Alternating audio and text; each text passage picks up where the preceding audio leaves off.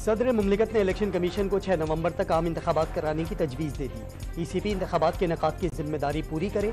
आरिफ अलवी का chief election commissioner Sikandar Sultan Raja को खत।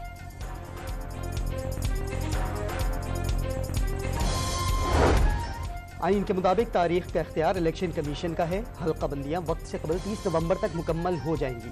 इलेक्शन शेड्यूल हल्का बंदियों के बाद ही जारी हो सकता है। इलेक्शन कमीशन जराए का दावा।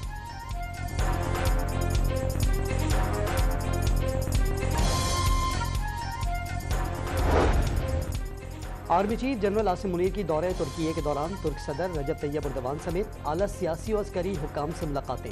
आर्मी चीफ ने अमन व इस्तेहकाम बरकरार रखने के लिए तुर्क फौज की कोशिशों को सराहा।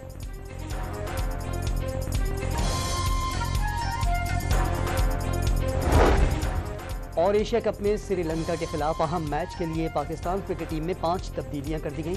मोहम्मद हारिस, सऊद शकील, मोहम्मद नवाज, मोहम्मद वसीम जूनियर और जमान खान टीम में शामिल। फखर जमान, सलमान अली आगा, फहीम अशरफ, नसीम शाह और हारिस रऊफ आराम करेंगे।